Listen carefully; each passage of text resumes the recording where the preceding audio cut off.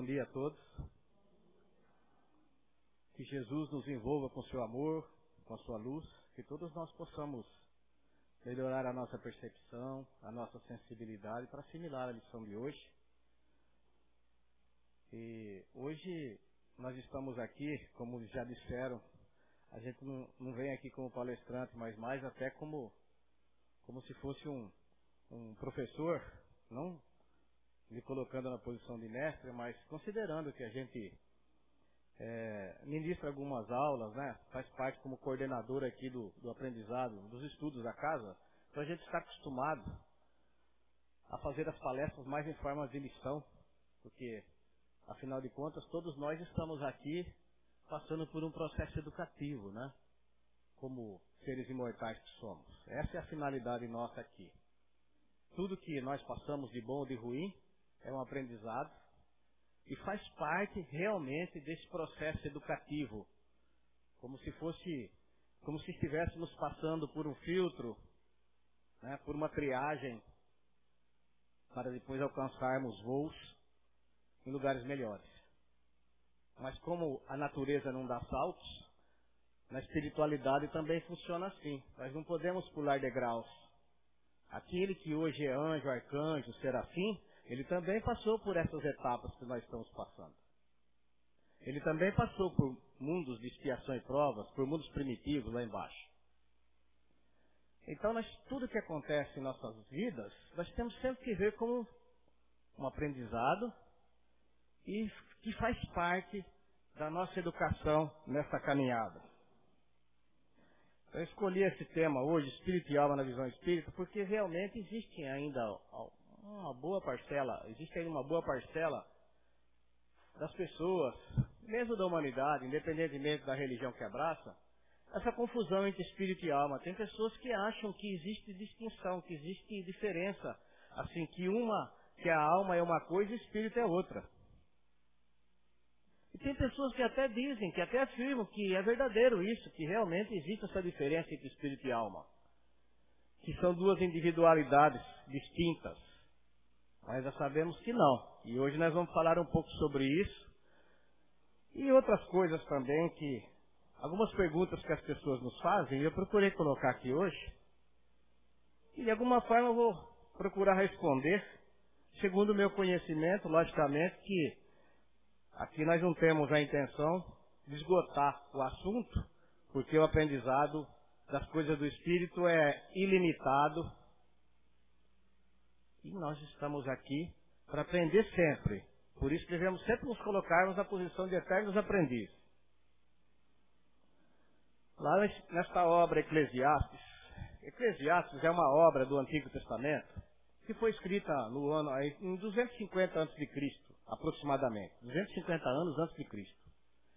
E o autor desta obra, deste livro que está no Antigo Testamento, chama Eclesiastes, lá no início ele diz: eu sou Coelê, filho de Davi, rei de Jerusalém.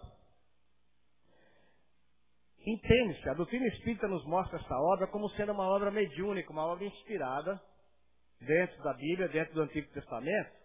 Porque quando ele se apresenta, o autor desta obra se apresenta como Coelê, filho de Davi, rei de Jerusalém, no ano 250 a.C., ali está dando a entender que quem está ditando esta obra é Salomão, o rei Salomão. Em espírito. Por quê? Porque o rei Salomão, ele viveu entre os anos 970 e 930 a.C., portanto 700 anos antes de ser escrita essa obra. Foi escrito 250 a.C. Então nós temos essa obra como sendo de inspiração, uma obra mediúnica, de inspiração divina. Então no capítulo 12, logo no versículo 1 desta obra, ele diz assim: procure o seu Senhor, procure o Criador, enquanto está na mocidade. E aí vai os versículos seguintes, os versículos 6 e 7, ele diz isso. Como se ele estivesse dizendo: procure o seu Criador antes que se rompa o cordão de prata, e se quebre o copo de ouro, e se despedace o cântaro junto à fonte, e se quebre a roda junto ao poço. E o pó volte à terra como era, e o Espírito volte a Deus que o deu. Versículos 6 e 7. Difícil, né? Olhando assim. Ser uma interpretação dessas palavras que todas aqui têm um fundo simbólico. Né? Antes que se rompa o cordão de prata. Nós aprendemos na doutrina espírita que o cordão de prata é aquele cordão fluídico que liga o espírito ao corpo físico. Todos nós temos essa ligação fluídica, que enquanto estamos encarnados, é ela que nos mantém vivos. Esse cordão fluídico é como se fosse um feixe de fluidos, porque os nossos centros de forças estão todos ligados por cordões, filamentos finos, que nos ligam, que ligam o espírito ao corpo físico. E quando em desdobramento, quando nós aprendemos na doutrina espírita, são aqueles momentos que nós estamos dormindo, ou então em estado de sonambulismo, ou mesmo em estado de coma. Então, o corpo fica ali inerte, durante o sono, durante um coma, como se estivesse inativo, mas não está. E nós, espíritos, enquanto o corpo dorme, nós saímos para fazer as nossas visitações, nós nos deslocamos, temos o que nós chamamos na doutrina espírita de liberdade parcial da alma. Ou seja, os laços fluídicos se afrouxam e nós temos, como espíritos, como almas, nós temos a liberdade de nos locomovermos e ir para outros lugares enquanto o corpo está adormecido. Porque o espírito não dorme. Está sempre em estado de vigília. E esse cordão fluídico que diz aqui, antes que se rompa o cordão de prata, o rompimento do cordão de prata é o rompimento definitivo daquele laço fluídico, daquele cordão fluídico que nos une ao corpo físico. Aí ocorre o que nós chamamos de morte física. Por isso ele disse aqui, procure o seu Senhor, o seu Criador, enquanto você é moço. E mais adiante ele diz, antes que rompa o cordão de prata, quer dizer, antes que a vida física acabe. Né? E se quebre o copo de ouro, entendem alguns aqui que simboliza o quê? O cérebro, copo de ouro. E se despedace o cântaro junto à fonte, o coração, antes que o cântaro se despedace. E se quebre a roda junto ao poço, é o processo de circulação. Né? E o pó volta à terra, e o corpo físico volta à terra. Aqui o pó significa o quê? O corpo de carne, corpo físico. Como era, quer dizer, viemos do pó, ao pó voltaremos. Mas isso, fisicamente falando. O corpo de carne veio do pó, o pó volta. E o espírito volta a Deus que o deu. Fomos criados pela divindade suprema. Né? Voltar a Deus quer dizer retornar para a pátria espiritual. Então aqui está a interpretação segundo, né, o nosso aprendizado, a nossa crença, o nosso conhecimento. Sem querer extravasar e nem entrar na interpretação de ninguém. De outros segmentos religiosos, de outras filosofias. Então o que é espírito? Aprendemos na questão 23 do Livro dos Espíritos, é o princípio inteligente do universo. É nele que fica armazenado todo o conhecimento que adquirimos através das inúmeras reencarnações, né? Encarnações. O espírito se utiliza do corpo físico para expor a sua inteligência. Então, o que nos põe em contato com o mundo físico, como espíritos, que nós sempre devemos ver as coisas dessa forma. O principal é o espírito. E o secundário é o corpo físico. O espírito é imortal. Somos nós, a essência que permanece. E o corpo físico é limitado, finito, está sujeito a transformações. E é esse que veio do pó e ao pó volta. Então o espírito se utiliza do corpo físico para expor a sua inteligência. Então, através do corpo físico, dos sentidos do físico, é que nós exteriorizamos que o espírito se apresenta no mundo físico. É a casa, é a ferramenta de que o espírito se utiliza para colocar-nos em contato com o mundo físico. Estou falando aqui com vocês utilizando os sentidos do físico. Minha alma se manifesta através dos sentidos do físico. Acontece com todos nós. Nos põe em contato com o mundo material. Então vejam, nós aprendemos na doutrina espírita que espírito não tem forma. Espírito é uma centelha, é uma chama, como se fosse uma luz.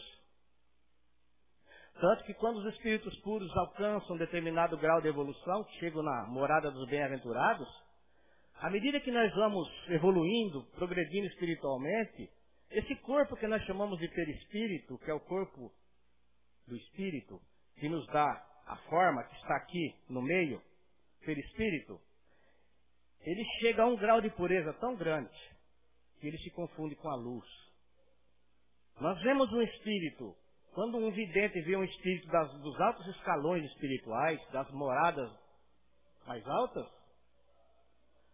ali ele mostra-se apenas como um facho, uma chama, uma flama. Porque o perispírito dele está tão purificado que se confunde com a chama, já não dá mais para ser, já não é mais perceptível, nem aos olhos do vidente. Então aqui o espírito seria uma chama, uma flama, uma luz, né? Como aquela luz que Jesus apareceu, mostrou-se diante de Paulo na estrada de Damasco, que ofuscou a sua vista. A sua luz era tão forte, tão profunda, que ele ficou enceguecido. Ele não conseguiu ver nada.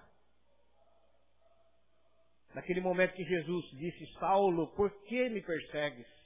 Ali ainda era Saulo, não era Paulo. Saulo, quando ele era um perseguidor dos cristãos, ele seguia o mosaísmo. E Paulo, ele passou a chamar-se depois que ele abraçou o cristianismo. Naquele momento, Jesus disse para ele: vá até Damasco e lá você encontrará Ananias e será recobrada a sua visão. Aquilo foi um chamamento, né? Às vezes nós levamos alguns solavancos, né? Alguns chamamentos, alguns puxões de orelha, para que a gente possa despertar para a realidade. Muitos de nós ainda precisa passar pelas sombras para valorizar a luz. Mas isso é castigo? Não é castigo. Faz parte do aprendizado. Porque se a gente conhecesse só a luz, que valor daríamos para ela? Talvez nenhum. Se tudo fosse fácil nessa vida, se não houvesse obstáculos, se não houvesse missões para a gente fazer, provas para passar, que valor daríamos para a vida? Né?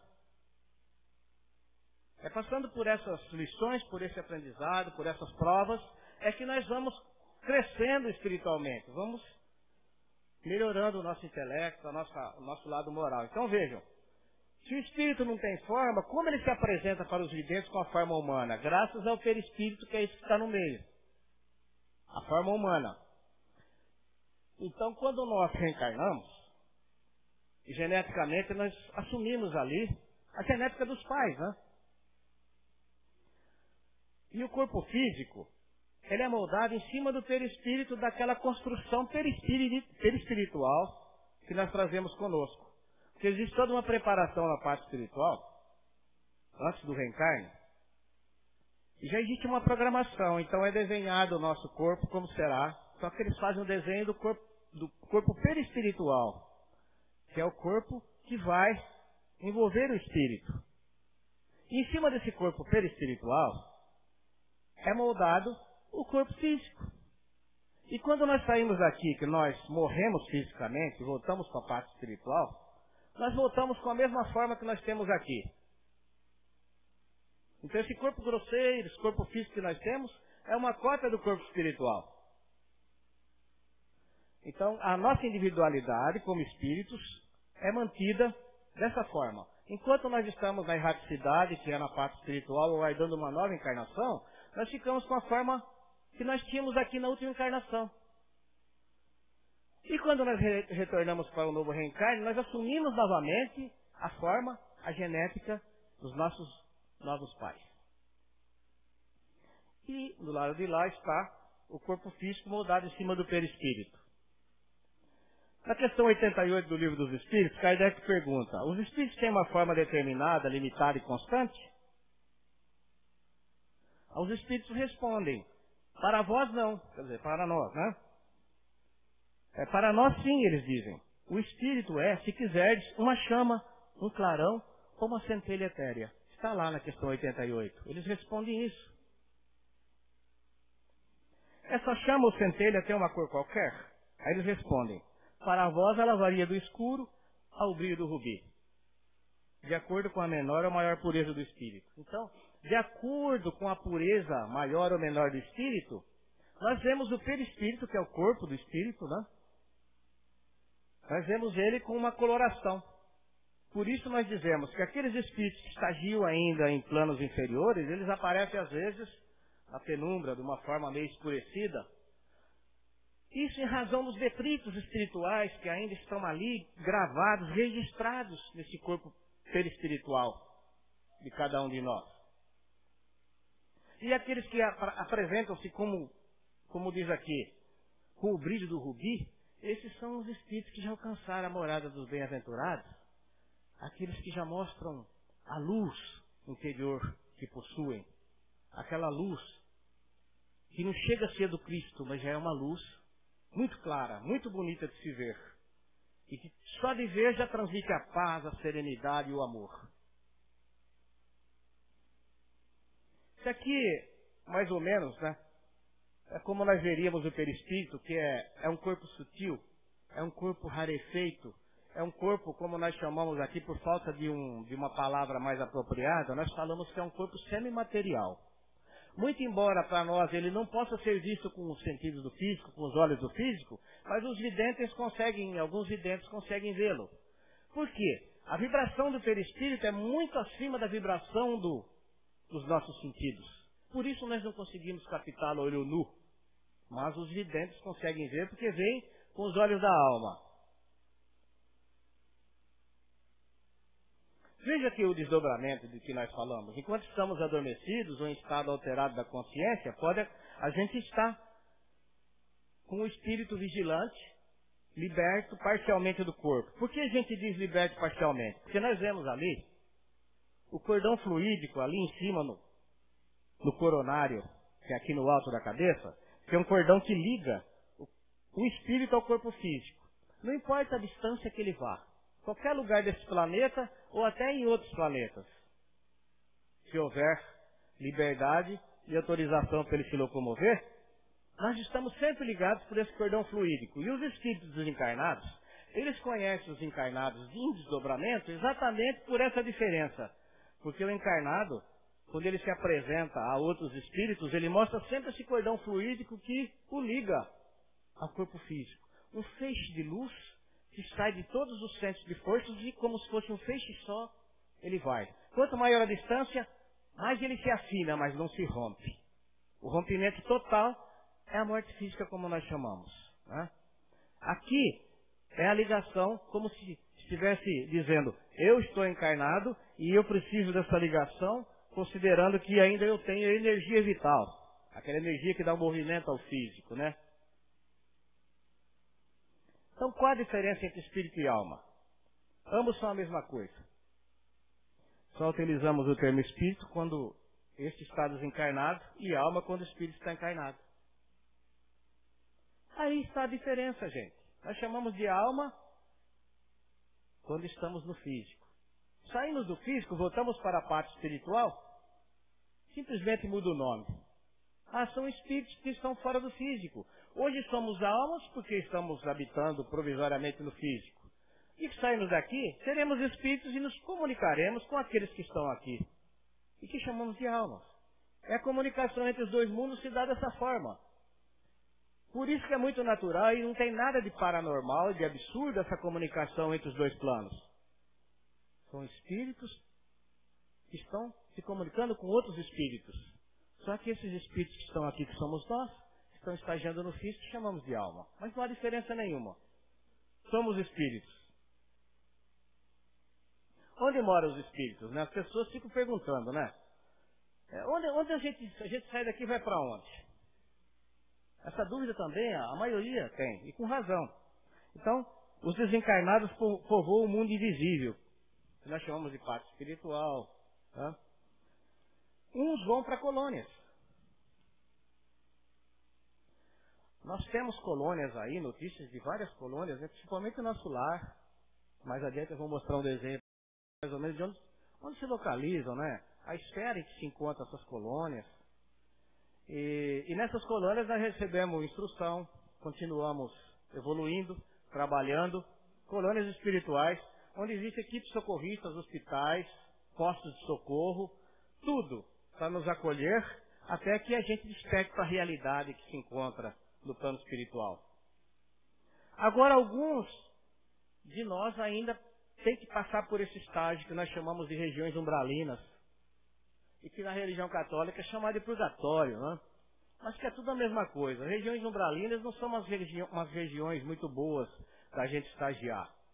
Mas nós temos que ver essa passagem por essas regiões, como eu disse no início, como fazendo parte do nosso processo educativo. É importante a gente passar por elas, porque ali seria uma espécie de filtro para que haja, em algumas situações, para que a gente sinta aquele remorso consciencial que é muito natural dos equívocos cometidos, que a gente também tem oportunidade do arrependimento.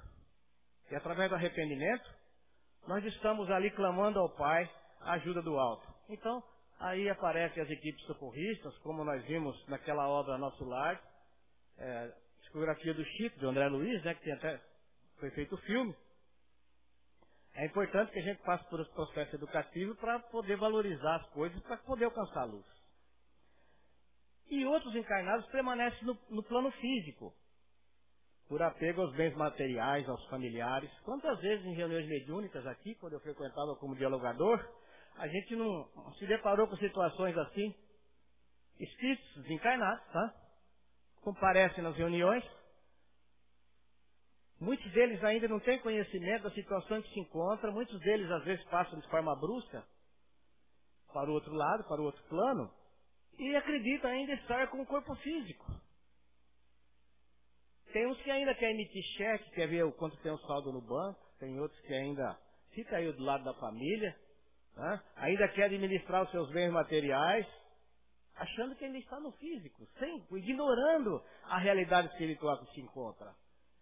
Isso, tendo em vista o apego excessivo às coisas da matéria. Nós cuidamos muito da matéria e esquecemos de cuidar da alma. Então, quando a gente sai daqui, a gente nunca está preparado. Acho que 99,9% não está preparado para fazer essa passagem. A gente sempre acha que vai ficar para a semente, né? Que só acontece com os outros e com a gente não. Mas todos nós sabemos que essa passagem um dia nós vamos fazer. Então tudo depende do grau de entendimento, desprendimento e evolução de cada um de nós. Para que haja esse desapego e que a gente possa transportar-se realmente para a parte espiritual. De onde nós viemos e para lá voltamos. Então aqui eu trouxe um desenho para mostrar para vocês. Aqui nós vemos esferas, né? Aqui no centro está o globo, o planeta que nós vivemos, a Terra. E aí tem as esferas, o 1 seria o globo, a Terra, as esferas 2 e 3, a esfera 2, aqui essa região mais cinza, aqui mais acentuada, onde está o número 2, essa região, dizem os nossos irmãos, que podemos considerá-la como sendo as regiões umbralinas. Essas que estão na crosta, que estão mais próximas da Terra. E que, como eu disse também, no catolicismo é chamado de purgatório. Então, quer dizer que nós não podemos alcançar outras moradas melhores sem passar pelas regiões umbralinas? Alguns de nós podem passar direto, sim. Não precisa ficar estagiando aqui.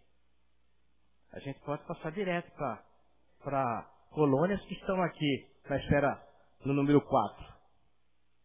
Aqui na onde tem essa estrela, na esfera número 4, está a colônia Nosso Lar. Aproximadamente por aqui, certo? São esferas que vão se distanciando do globo.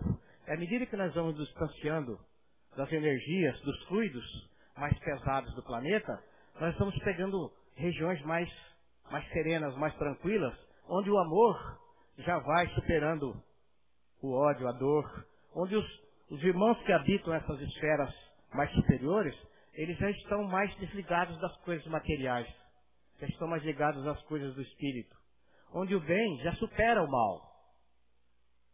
Nós vamos ver aqui também nessa faixa 4, nessa esfera, nós vamos encontrar também, antes disso, só lembrando que nós aprendemos, através de André Luiz, que a colônia Nosso Lar está sobre a cidade do Rio de Janeiro, né?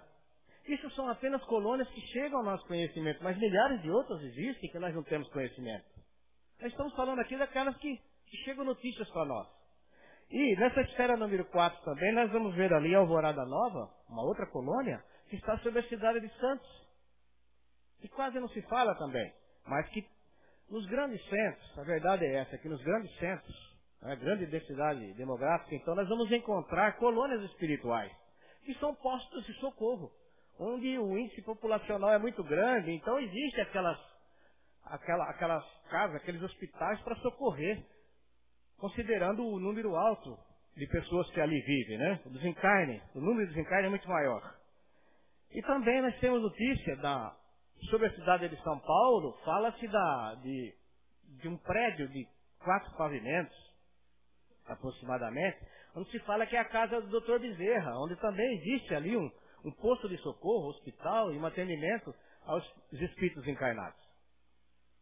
Então, como eu disse, a gente está falando aqui do que tem conhecimento, mas imagine, a bondade do Pai, com a sua compaixão infinita, quantas unidades não existem nas esferas superiores, além das umbralinas, para nosso socorro. Ninguém fica desprotegido. Por maior que seja o equívoco que a gente cometa, por maiores que sejam os erros que nós cometemos, nós nunca vamos ficar desprotegidos. A bondade divina sempre está ali presente e através das equipes socorristas, dos nossos irmãos que já alcançaram outras esferas mais sublimes. Então vejam, essas esferas mais longínquas que nós vemos aqui o número 7, por exemplo, antigamente tinha uma revista, eu lembro que eu estava na adolescência, acho que alguém deve se lembrar, que se chamava Sétimo Céu. Esse sétimo céu, dentro do esoterismo, ele simboliza aí o quê? Essa faixa, onde já habitam os espíritos que estão no que nós chamamos de ionosfera. Seria aquela esfera onde já estão os espíritos que já têm um saber maior, que já, nós podemos dizer, espíritos sábios e benevolentes e que ajudam na manutenção da harmonia do universo. Então, essa esfera 7, nós já estaríamos ali ajudando muito mais a divindade suprema como ministros mesmo, né? Espírito tem sexo? É outra pergunta que as pessoas sempre fazem. Não. Está lá nas questões 200 e 201 do Livro dos Espíritos. Tanto podem encarnar em um corpo masculino como feminino. Quando estão encarnados, interpretam papéis como artistas. Um homem, por exemplo, está interpretando o papel de homem porque veste o corpo masculino. Assim ocorre em relação à mulher. Então, vocês já imaginaram se nós reencarnássemos somente no corpo de homem? Nós teríamos experiências, teríamos conhecimento só das coisas dos homens. É necessário que espiritualmente a gente habite corpos femininos e masculinos para que a gente possa aprender sobre as duas coisas, sobre os dois gêneros, masculino e feminino.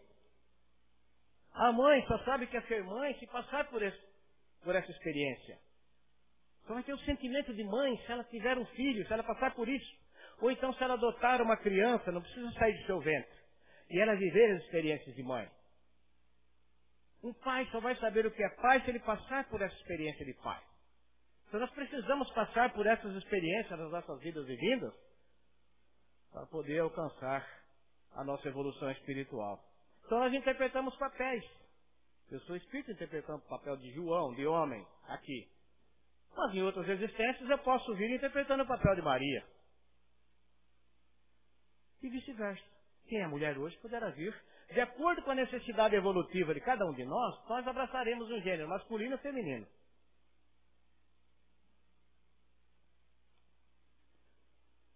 A outra coisa no homem, além do corpo carnal e do espírito, essa pergunta também, né? O que existe em nós que permanece depois da morte física?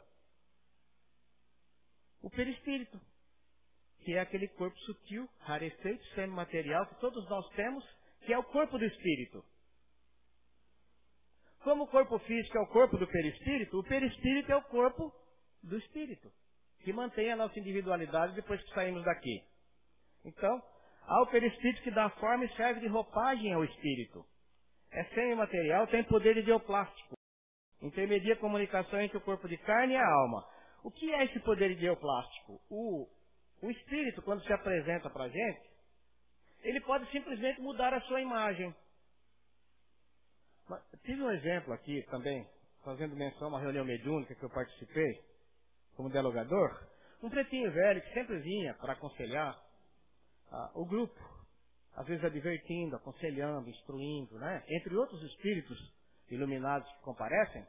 Então ele vem sempre com aquele linguajar próprio do pretinho velho, de enfio e tal, né? Aquele linguajar gostoso da gente até ouvir, né? Como se fosse uma melodia aos ouvidos da gente. Então, ele disse que na última encarnação dele ele não foi pretinho velho. Ele disse que na última encarnação ele foi branco. Aí ele explicou, eu lhe apresento como pretinho velho, porque foi a encarnação que eu mais gostei, que eu mais senti que evoluí, que eu mais me afinizei. Então vejam, o espírito não tem cor, o espírito não tem sexo. A escravidão existiu em razão da ignorância humana, da ignorância dos seres que habitam esse planeta. Só porque um produz mais melanina que o outro, vamos escravizar aquele lá porque a cor dele é escura, né? Ele tem a cor negra da pele, então, pela ignorância dos homens, acabaram escravizando, por falta de entendimento das coisas espirituais. Mas que os espíritos são feitos todos da mesma essência e o corpo físico são feitos todos da mesma massa. Não há diferença de um para outro. Né? É apenas um metabolismo. E eu fui a uma cidade, um cartório, e chegando lá a gente costuma entrar, cumprimentar os colegas e tal, os amigos que estão ali, que a gente já conhecia. Aí eu perguntei para um colega que estava lá dentro, eu falei, poxa, essa comarca é bem antiga, né? Ele falou, realmente, é antiga. Ele falou assim, é tão antiga que aqui nós temos ainda, nós temos até contratos do tempo dos escravos. Eu falei, mas que contrato do tempo dos escravos? Ele disse, tem um contrato aqui que fala de escravo. Vem aqui que eu vou te mostrar. Aí ele abriu um livrão enorme, daqueles livros que a gente usava antigamente. E tinha uns livros que era maior que o livro de São Pedro antigamente, né? Desse tamanho assim. Hoje não, hoje a coisa está informatizada, hoje está tudo diferente. Mas naquela época, se caísse um livro daquele em cima de uma pessoa, capaz de machucar quem? Tão grande que era. Aí ele foi lá, abriu o livro e mostrou um registro de 1887. 1887. Porque em 1888, né, para quem se lembra, quem leu a história, houve a libertação dos escravos, né? Princesa Isabel assinou lei alta, 13 de maio. Mas um ano antes tinha um registro de um empréstimo que um coronel do café da época fez num banco, numa entidade de crédito lá, e ele deu como garantia desse empréstimo um escravo. De nome Benedicto, que ainda é com C, né? 22 anos de idade, e ali dava as características do escravo. Então eu confesso para vocês que naquele momento eu fiquei chocado. Eu nunca tinha visto de perto, porque Barra Bonita é uma comarca nova, a gente tinha tabelião, tudo, mas nós não tivemos acesso a esse tipo de registro. Aí voltando para casa e tal, na estrada, eu derrubei o relógio, Roberto. E voltando para casa, na estrada, dirigindo, eu fiquei pensando, eu falei, puxa, aquilo que para muitas pessoas é apenas um documento histórico, né? Faria até parte de um museu da história do Brasil, ou coisa assim, ou da humanidade, para mim não foi, para mim foi um choque. Mas nós dávamos em garantia, escravizávamos pessoas, né? Pessoas dando em garantia a outras pessoas, como se fosse um objeto, uma coisa. Como se aquilo fosse uma propriedade verdadeira. Né? Aí, ao mesmo tempo, eu refleti e pensei, não, mas, pensando bem, nós evoluímos. Hoje nós já não damos os nossos irmãos em garantia. Já não escravizamos, já não temos mais o direito de propriedade sobre o nosso semelhante. Sinal de evolução. Muito embora lentamente, nós estamos evoluindo. Nós já não queimamos mais as pessoas na fogueira da Inquisição. Sinal de evolução. Estamos respeitando um pouco mais as diferenças, os credos. Então isso me conformou. Não. Foi um processo que a humanidade precisou passar para valorizar as outras coisas. Para valorizar mais o ser humano. Então, a gente tem que pensar dessa forma. Erros foram cometidos no passado, mas não podem ser repetidos no presente.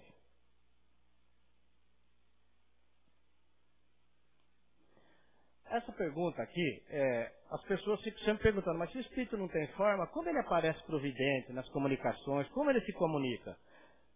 É sempre o Espírito utilizando o perispírito. O Espírito não tem uma forma definida, como nós falamos ali. Ele é uma chama, uma centelha etérea, né? Uma luz. Então, geralmente, ele aparece ao médico com a aparência que tinha na última encarnação. Mas ele pode modificar a aparência com a aparência de outras encarnações. E quem proporciona essa moldagem e modificação é o perispírito. Graças ao perispírito, nós temos o poder de modificar a nossa imagem e nos apresentarmos com a imagem de uma encarnação passada. E nós temos exemplo aqui, ó.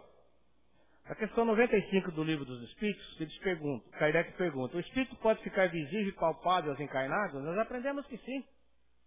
Nas materializações, ele pode materializar e se tornar isso até palpável. Pode ser tocado.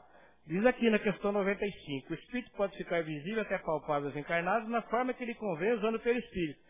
Pegamos aqui o exemplo de Emmanuel, que na última encarnação ele foi o padre Manuel da Nóbrega. Mas quando ele se apresentou para o Chico, ele se apresentou como o senador Publio Lentulus.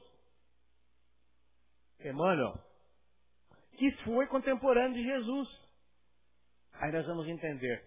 Vocês já imaginaram que a doutrina espírita, do jeito que ela já era perseguida antigamente, hoje não, hoje nós vemos aí a doutrina espírita, diante da razão, do bom senso, da lógica, muitas pessoas abraçando com convicção essa doutrina. Porque tudo que você lê ali é difícil você questionar. Se você questionar é por ignorância espiritual. Mas é importante que se questione, por aprendizado. Então, se já imaginaram se ele apresentasse para o Chico como Padre Manuel da Nóbrega, como guia espiritual de Chico Xavier, um ícone maior da doutrina espírita no Brasil? A polêmica que não ia gerar isso, então, a espiritualidade superior ela age de uma forma sábia. Então, ele se apresentou como Publio Lentulus, Emmanuel, senador romano da época de Jesus, e ali ele foi o guia espiritual de Chico. Não, mas como ele conseguiu mudar a sua aparência para manter essa do Publio Lentulus? Graças ao perispírito, que ele é moldável. Aquele poder bioplástico de que eu falei é exatamente isso. Por ser um corpo fluídico, ele pode, pela mente do espírito, ele pode criar a sua imagem de acordo com o que lhe convém, seguindo uma das encarnações que ele teve no passado. Foi o que o espírito de Emmanuel fez. Não vou me apresentar como Manuel da Nóbrega, que foi minha última encarnação. Eu prefiro me apresentar como Publio Lentulus, senador romano. E é isso aí. Nossos pais, se aparecerem hoje, eles vão se apresentar como foram nossos pais. Para que a gente possa reconhecê-los. Mas se em outra existência, com certeza ele teve novas imagens, eles vão comparecer em outros lugares com a imagem que tiveram naquelas encarnações para serem reconhecidos. Isso aqui nós vamos encontrar na obra há 2000 anos, que fala exatamente que Emmanuel teve essa encarnação na época de Jesus como senador romano. Então nós vamos parar a nossa lição de hoje por aqui, porque precisamos passar para a segunda etapa, que são os passes, né?